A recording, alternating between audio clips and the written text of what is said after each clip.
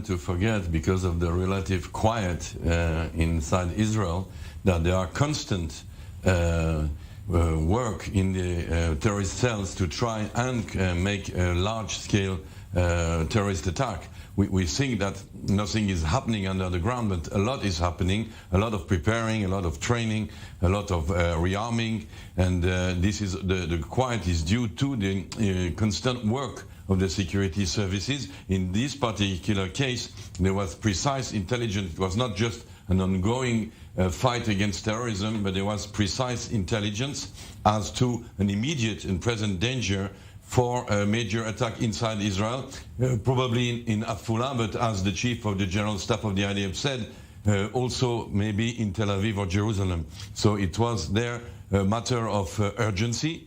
The operation was extremely complicated and intricate because there were many people to arrest. When you're speaking of a cell, you're not speaking of 3 or 4 people. 25 people have been arrested, all in all. So those who were killed are those who resisted arrest and attacked in the security services, but 25 people surrendered as they were surrounded by the security services, and we are not even sure right now that the attack that they were planning will not go through. Right, supposed reports, you say 25, but reports that the other members of the cell could still be out in the... We probably have not arrested everybody yet that was on the list because of the violent incidents of last night.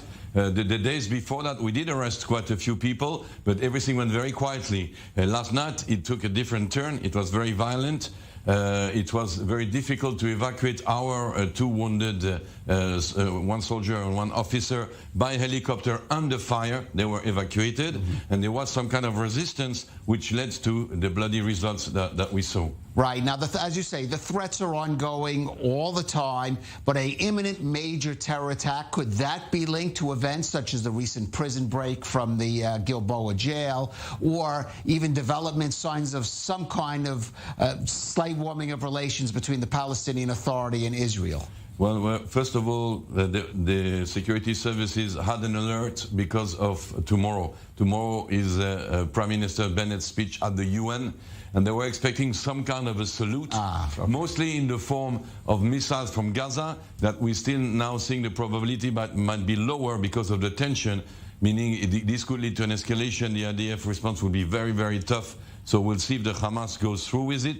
But this terrorist attack was a salute, if you can take that expression. Meaning it was time. Bennett, it was time to be with the speech of Bennett at the UN, of course, because the Palestinians have to remind the world of their existence. This General Assembly this year at the United Nations doesn't have the Middle East as a priority. Right. There are other priorities: China and COVID-19, you name it. So the Middle East is really in the background, and the Palestinian issue. The Palestinian issue, for sure. Maybe Iran is still a subject, right, but the Palestinian problem is really under the table, under the carpet.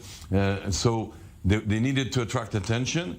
This being said, as I said from the beginning, apart from the certain dates that people will consider planning a terrorist attack, it's an ongoing preparation. We're trying to kidnap, they are trying to kidnap soldiers or Israeli citizens, etc. etc. All right.